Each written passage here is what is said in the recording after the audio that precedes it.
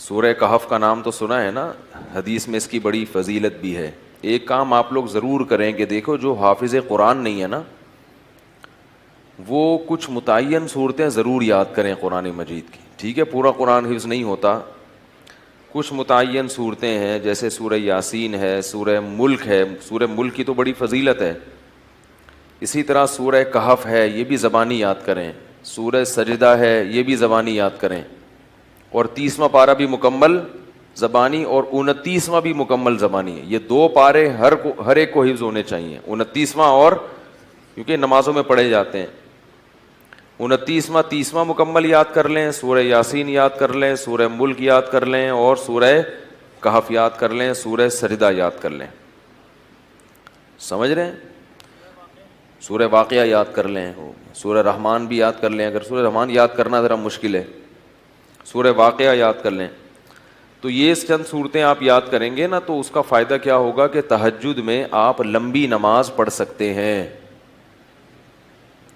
دیکھو سورہ کہف جمعے کے دن فضیلت ہے نا، تو وہ جمعے کی رات کو تہجد میں پڑھ لو سورہ کہف، تو فضیلت بھی حاصل ہو جائے گی اور نماز کا ثواب بھی مل جائے گا. تو جن لوگوں کو قرآن کا حصہ یاد نہیں ہوتا وہ تہجد لمبی رکعتیں پڑھ ہی نہیں سکتے. وہ علم طرح سے بس پڑھتے رہیں گے، رکوع کریں گے پھر اٹھیں گے. تو وہ تہجد میں جو ہے نا کچھ اپنا سینے میں اتنا قرآن محفوظ رکھنا چاہیے تاکہ کبھی انسان کی طبیعت میں نشاط ہوتا ہے، وہ لمبی نماز پڑھنا چاہتا ہے تو پڑھ سکے. وہ سمجھ رہے ہیں؟ 30واں پارہ ہے، ایک پارہ تہجد میں پڑھ لیں مکمل 30واں پارہ. تو یہ تھوڑا تھوڑا روزانہ قرآن مجید یاد کیا کریں. کیا ہو گیا بھائی؟ روزانہ آج سے عزم کریں کہ ہم روزانہ قرآن کا بے شک کچھ نہیں 4 لائنیں زبانی یاد کر لیں گے. ایک صفحے 15 لائنوں والا قرآن لے لیں، کیونکہ زیادہ تر حافظ میں نے دیکھے 15 لائنوں کے. ایک ہی ہمیشہ یاد، جب بھی قرآن حفظ کرنا ہے نا تو ایک ہی جیسے قرآن سے حفظ کرنا ہے، ورنہ بہت کنفیوز ہو جائیں گے. بھائی قرآن جو چھپتے ہیں نا ان میں کچھ 15 لائنوں والے ہوتے ہیں، کچھ 16 لائنوں والے ہوتے ہیں. کوئی سورت 15 لائنوں سے یاد کر لی، کوئی 16 سے، بہت کنفیوز ہو جائیں گے. پوری زندگی ایک جیسے قرآن سے ہی پھر پڑھا جاتا ہے. تو آج سے یہ ہمت کر لیں، جتنے لوگ فیس بک پہ بھی سن رہے ہیں، نیٹ پہ بھی سنیں گے، آپ لوگ بھی جو موجود ہیں، روزانہ قرآن کی 3-4 لائنیں زبانی یاد کرنی ہیں ان متعین صورتوں کی. 3-4 زیادہ بوجھ نہ ڈالیں اپنے اوپر ورنہ مایوسی ہو جاتی ہے. تو اس میں بڑی برکت ہوگی، 1-2 سال میں بہت ساری صورتیں یاد ہو چکی ہوں گی. میں نے جو قرآن مجید حفظ کیا ہے نا تو میرا حفظ کرنے کا شروع میں ارادہ نہیں تھا، میرے پاس ٹائم ہی نہیں تھا. اللہ تعالیٰ میرے بڑے بھائی کو جزائے خیر دیں، وہ حافظ قرآن ہیں. ہم نے کسی الگ سے قاری سے نہیں پڑھا، اپنے بڑے بھائی سے ہی پڑھا ہے. تو وہ ہمیں روزانہ سب بہن بھائیوں کو لے کے صبح صبح بیٹھ جاتے تھے فجر کے بعد، اور ہمیں انہوں نے پڑھانا. قاعدہ تو میرے والد صاحب نے پڑھا دیا تھا، نورانی قاعدہ، اور کچھ دعائیں یاد کرا لیں. باقی بڑے بھائی نے پھر قرآن پڑھانا شروع کیا. تو جب میرا قرآن ختم ہوا تو انہوں نے کہا کہ اب کچھ صورتیں یاد کر لو. تو مجھے سورہ کہف یاد کرا دی. تھوڑی صبح بیٹھتے تھے 15 منٹ 20 منٹ آدھا گھنٹہ روزانہ، باقی پھر اسکول جانا ہے باقی کام ہوتے، بس روزانہ اتنی دیر بٹھاتے تھے. تو وہ روز تھوڑی تھوڑی صورتیں یاد کر کے بہت ساری صورتیں یاد ہو گئیں. تو پھر مجھے حفظ کرنے کا شوق پیدا ہو گیا کہ یار جب اتنی ہو گئی تو پورا یاد کرو قرآن. تو میں نے بہت تھوڑے سے عرصے میں طلب علمی کے دوران الحمدللہ حفظ مکمل کیا ہے، پڑھائی کے دوران. تو ایک دفعہ ذوق پیدا ہو جائے گا نا تو پھر خود مزہ آئے گا، خود لطف آئے گا اس میں. تو سورہ کہف بھی مشہور صورت ہے جو پڑھی جاتی ہے. نبی صلی اللہ علیہ وسلم نے فرمایا جو سورہ کہف کی جمعے کو تلاوت کرے گا، جمعے کی رات کو بھی کر سکتے ہیں تلاوت، ایک روایت میں جمعے کی رات کا بھی تذکرہ ہے. تو آپ نے فرمایا کہ وہ دجال کے فتنے سے محفوظ رہے گا. کہف عربی میں کہتے ہیں غار کو. اس میں 2 بلکہ 3 واقعات ہیں، 2 تو بڑے ہی دلچسپ ہیں. پچھلی قوموں میں چند نوجوان تھے جو ایمان لے کر آئے. جو کیا کیا انہوں نے؟ لیکن جس ملک میں وہ رہتے تھے وہاں کا بادشاہ بڑا ظالم تھا، وہ ایمان والوں کو زندہ رہنے نہیں دیتا تھا. تو ان نوجوانوں نے مل کے یہ کہا کہ ہم یہاں رہ کر اپنے ایمان کی حفاظت نہیں کر سکتے، ایمان ظاہر کریں گے یہ ہمیں مار دیں گے، تو ہم اس ملک کو چھوڑ کر کہیں نکلتے ہیں. یہ بڑی قربانی ہوتی ہے اپنا ملک چھوڑ دینا اللہ کے لیے. ہمیں چھوڑنے کی ضرورت اس لیے نہیں ہے کہ ہم چھوڑ کے جائیں گے کہاں, یہ بڑا مسئلہ ہے نا. تو ہم یہیں رہ کے دین پر عمل کریں, اور الحمدللہ اللہ کا شکر ہے اتنا ہے کہ جو کرنا چاہے تو عمل کر سکتا ہے. تو انہوں نے کہا کہ اب ہم کیا کرتے ہیں, یہاں سے نکلتے ہیں. اب اللہ نے دیکھو ان کے ساتھ کیسی رحمت کا معاملہ کیا. اصل میں یہود و نصارہ اس واقعے کو جانتے تھے, تو وہ نبی کی نبوت کا امتحان لینے کے لیے انہوں نے نبی سے یہ واقعہ پوچھا کہ اصحاب کہف کا کیا واقعہ ہے. یہود و نصارہ تو جانتے تھے, ان کی آسمانی کتابوں میں بھی تھا, تاریخ سے بھی نقل ہوتا چلا آ رہا تھا نا, بڑا دلچسپ واقعہ تھا. تو یہ چیزیں تو پھر سینہ بسینہ نقل ہوتی ہیں, لیکن یہ واقعات مشہور تھے مدینہ میں جہاں یہود و نصارہ رہتے تھے. اہل مکہ کو ان چیزوں کا علم نہیں تھا. تو انہوں نے نبی کا امتحان لینے کے لیے پوچھا کہ اصحاب کہف کا کیا واقعہ ہے. تو اس پر اللہ تعالیٰ نے سورہ کہف نازل کی اور بتایا انہم فتیۃ آمنوا بربہم, چند نوجوان تھے جو اپنے رب پر ایمان لائے. اکثر توبہ کی توفیق جوانی میں ملتی ہے, چاہے گناہوں سے توبہ کرنی ہو یا کفر سے توبہ کرنی ہو. میں نے بوڑھوں کو بہت کم دیکھا اسلام قبول کرتے ہوئے, بلکہ دیکھا ہی نہیں. جتنے میں نے غیر مسلمان ہوتے ہوئے اپنی زندگی میں دیکھے ہیں وہ سب کیا ہوتے ہیں, جوان, حالانکہ اس وقت مزے اڑانے کی عمر ہوتی ہے. تو پتہ یہ چلتا ہے کہ جوانی میں توبہ آسان ہے, بڑھاپے میں توبہ مشکل. کیوں؟ جوانی میں جیسے گناہوں کا جوش ہوتا ہے تو گناہ سے بچنے کا جذبہ بھی جوانی میں ہی پیدا ہوتا ہے, کیونکہ جوش کا ہونا ضروری ہے گناہ کے لیے بھی اور توبہ کے لیے بھی. کیا ہو گیا بھائی؟ بھائی ایک آگ بھڑکتی ہو نا جسم میں, گناہ کی بھی آگ بھڑکتی ہے اور گناہ سے توبہ کے لیے بھی جذبہ چاہیے. بڑھاپے میں جذبات کیا ہو جاتے ہیں, ٹھنڈے, نہ گناہ کا وہ جذبہ رہتا ہے اور نہ گناہ سے توبہ کا وہ جذبہ رہتا ہے, لہذا نیوٹرل ہو جاتا ہے. بس جس حال میں جوانی گزاری اسی میں رہتا ہے, کہتا ہے چھوڑو اب کیا توبہ کرنی, بس آرام سے مجھے زندگی گزارنے دو, مرنے دو آرام سے, چاہے وہ کافر ہو یا گناہ گار ہو. اس لیے یہ نہیں کہ بڑھاپے میں توبہ قبول نہیں ہے, قبول تو بڑھاپے میں بھی ہے, مگر بڑھاپے میں توبہ کی توفیق ملتی نہیں ہے. تو اس لیے جوانی میں ہی توبہ کر لو, اور اسی سال کر لو, اور اسی رمضان میں کر لو, اور اسی اعتکاف میں کر لو, اور ابھی کر لو. شیطان کہے گا کل عید کے بعد کروں گا, پہلے 2-4 فلمیں دیکھوں گا عید کے بعد جو نئی ریلیز ہوں گی ہیں, اور پھر جو ساری مستیاں اپنی پوری کروں گا, نکالوں گا, مزے اڑاؤں گا, پھر کیا کروں گا, تسلی سے آخر میں توبہ کر لوں گا.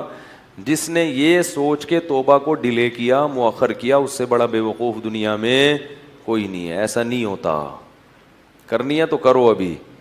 اللہ تعالیٰ توبہ کی توفیق دے. آج رات اٹھ کے نا اللہ سے خوب گڑ گڑا کے مانگے, اللہ جتنے گناہ تھے ہم نے چھوڑ دیے, بس ہمت کرو, ہمت کے بغیر دنیا میں کچھ بھی نہیں ہوتا.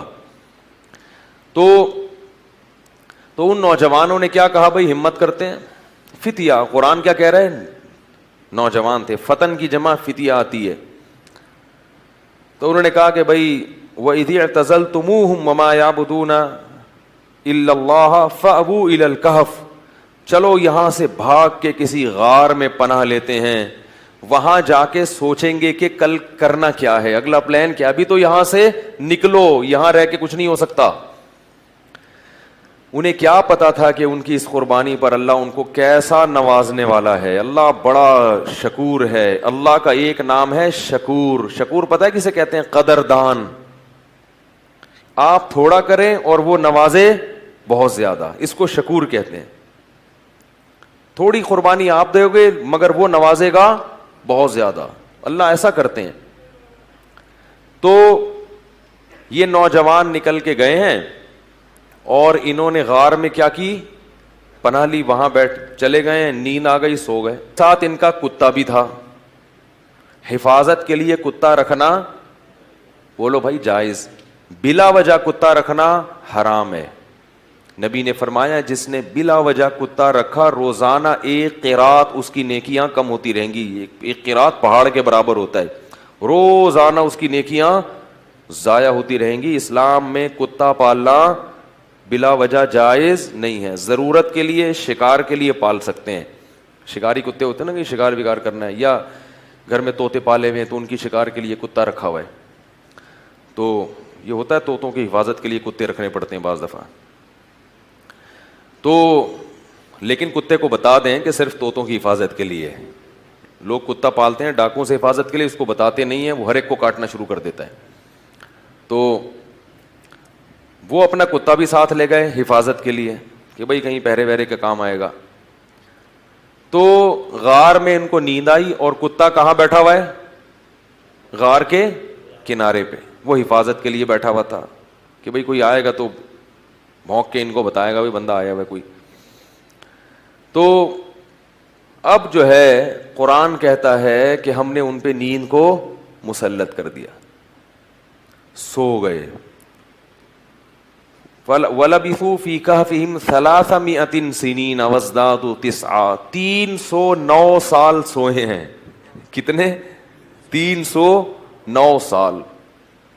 وَنُقَلِّبُهُمْ ذَاتَ الْيَمِينِ وَذَاتَ الشِّمَالِ. اگر انسان ایک ہی پہلو پہ لیٹا رہے نا تو زمین کھا جاتی ہے اس کو. تو اللہ فرماتے ہم ان کو کروٹیں بھی دلاتے رہے. وَتَرَى الشَّمْسَ إِذَا طَلَعَتْ تَزَاوَرُ عَنْ كَهْفِهِمْ ذَاتَ الْيَمِينِ وَذَاتَ الشِّمَالِ وَإِذَا غَرَبَتْ تَقْرِضُهُمْ. جب سورج نکلتا تھا تو وہ بھی کترا کے نکلتا تھا. روشنی جائے گی مگر تیز دھوپ نہیں جائے گی, تاکہ سورج کی جلن, سورج کی کرنیں ان کی اسکن کو خراب نہ کریں. اور اللہ فرماتے ہیں 309 سال تک کتا جس انداز میں بیٹھا رہا ہے, لَوِ اطَّلَعْتَ لَوَلَّيْتَ مِنْهُمْ رُعْبًا وَلَمُلِئْتَ مِنْهُمْ فِرَارًا. وہ کیا ہے؟ لَوِ اطَّلَعْتَ عَلَيْهِمْ لَوَلَّيْتَ مِنْهُمْ فِرَارًا وَلَمُلِئْتَ مِنْهُمْ رُعْبًا. کہ تم اس کتے کو دیکھتے تو روب کی وجہ سے وہاں سے بھاگ جاتے. اللہ نے کتے پر ایسا روب ڈال دیا کہ کوئی بھی اس کے قریب پھٹک نہیں سکتا تھا, تاکہ ایسا نہ ہو کہ 309 سال میں ظاہر ہے کتنے لوگ یہاں سے گزریں گے, غار میں جا کے ان کو کوئی نقصان نہ پہنچائے. تو کتے کی ایسی وحشت. 309 سال کے بعد اللہ نے ان کو اس دوران کیا ہوا, وہاں حکومت کا کیا ہو گیا, بادشاہ مر گیا, پوری رعایا تبدیل ہو گئی. کوئی نیک بادشاہ آ گیا اس ملک میں جو توحید پرست تھا اور نیک لوگوں کی قدر کرتا تھا. پوری رعایا تبدیل ہو گئی, حکومت تبدیل ہو گئی 309 سال میں. تو یہ 309 سال کے بعد سو کے اٹھے ہیں. اب پریشان ہے کہ یار ہم کتنا سوئے ہیں. کسی نے کہا کہ ہم 24 گھنٹے سوئے ہیں, کسی نے کہا کہ نہیں بھائی آدھا, کیونکہ یہ تو سوچ ہی نہیں سکتے تھے نا اتنے 100 سال تک ہم سوتے رہے.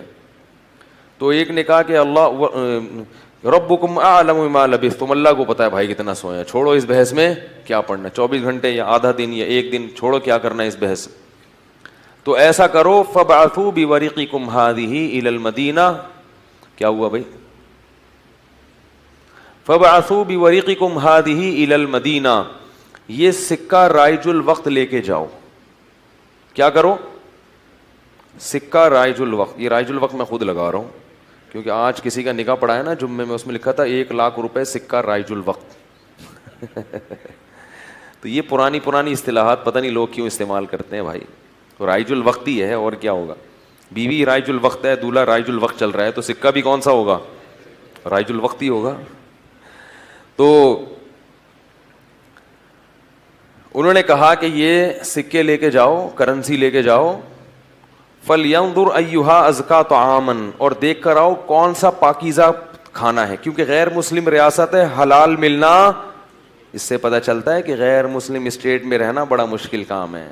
لوگ یورپ امریکہ میں جا کے جو آئے کھا لیتے, کہتے بسم اللہ پڑھ کے کھا لو, یہاں کیا حلال حرام, اتنا مشکل کام ہے.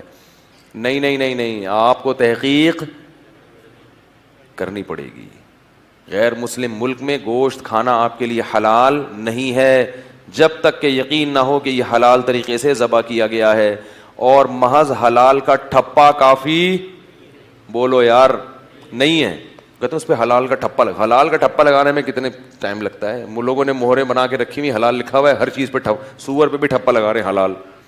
جو چیز آ رہی ہے اس پہ کیا لگا دیتے ہیں؟ حلال کا ٹھپا. جو بھی ان ملکوں میں رہتے ہیں ان کی ذمہ داری ہے کہ چکن کھا رہے ہیں, بکرا کھا رہے ہیں, جا کے پہلے تحقیق کریں کہ اس کمپنی میں حلال ہے بھی یا نہیں ہے. مشینی ذبیحہ ہماری تحقیق میں حلال نہیں ہے. قرآن میں صاف ہے کہ جس جانور پر اللہ کا نام نہ لیا جائے اسے کھانا جائز نہیں ہے. اور نام لینے کا مطلب انسان نے نام نہ لیا ہو. مشین کا نام لینا کافی, ہاں مراد یہ کہ انسان اس پہ نام لے. تو انسان کا اللہ بسم اللہ اللہ اکبر پڑھنا ضروری ہے. تو یہ بھی پاکستان کی ایک فضیلت ہے کہ یہاں الحمدللہ حلال گوشت وافر مقدار میں ملتا ہے, یقینی حلال ہوتا ہے, اپنے سامنے سے ذبح ہوتا ہے, بالکل صاف نظر آ رہا ہوتا ہے. یہ بڑی نعمت کی بات ہے. بعض ملکوں میں شروع ہو گیا ہے لیکن جہاں بھی گیا ہوں مزہ نہیں آیا, مشکوک ہے, اطمینان نہیں ہوتا. تو فَلْيَنظُرْ أَيُّهَا أَزْكَىٰ طَعَامًا, دیکھ کر پاکیزہ مال لے کر آؤ, کیونکہ غیر مسلم ہے پتہ نہیں مردار بھی کھاتے ہوں گے, تو حلال تلاش کرو. وَلْيَتَلَطَّفْ, اور ذرا احتیاط سے جانا. لا یشعرن بکم احدا, کسی کو پتہ نہ چلے تمہارے بارے میں, چپکے سے جانا, رومال ومال ڈال کے اور پتلی گلی سے راشن خرید کے کھانا خرید کے لے آنا. انہم ان یظہروا علیکم یرجموکم, کیونکہ ان کو اگر ہمارا پتہ چل گیا ہمیں پتھروں سے مار کے ہلاک کر دیں گے, اتنے دشمن تھے اسلام کے. او یعیدوکم فی ملتہم, یا زبردستی تمہیں اسی دین میں لے آئیں گے. ولن تفلحوا اذن ابدا, پھر تو تم کبھی بھی کامیاب نہیں ہوگے, تم نقصان ہو جائے گا. ہم تو نہ اس دین میں دوبارہ جا سکتے ہیں اور نہ ہم قتل ہونا چاہتے ہیں کہ پتھروں سے ہمیں کوئی ہلاک کرے. لہذا چپکے سے جاؤ اور پتلی گلی سے واپس آ جاؤ. وہ جب چپکے سے گیا تو وہ دیکھ کے حیران ہو گیا, یہ کیا ہے بھائی, یہ تو وہ علاقہ ہی نہیں ہے بھائی. تو علاقہ ہی چینج ہو گیا ہے. علاقہ کیا ہو گیا ہے, چینج ہو گیا ہے. سندھ والے جو ہے نا علاقے کو کہتے ہیں علاقہ, کہتے ہیں علاقے کی بات ہوتی ہے بھائی. تو وہ تو پورا علاقہ چینج ہو گیا. تو وہ حیران کہ وہ بادشاہ کہاں ہیں. انہوں نے کہا کہ وہ بادشاہ تو بھائی 300 سال پرانی بات ہے, اس کے زمانے کی تو ٹرینیں بند ہو گئی ہیں, کون سے بادشاہ کی بات کر رہے ہیں. اس نے کہا بھائی وہ بادشاہ, انہوں نے کہا بھائی وہ پرانے زمانے کا قصہ ہے. انہوں نے پھر وہ کرنسی دکھائی, انہوں نے کہا یہ کرنسی تو 300 سال پہلے اسٹیٹ بینک نے پابندی لگا دی تھی, یہ کون سی کرنسی لے کے گھوم رہے ہو.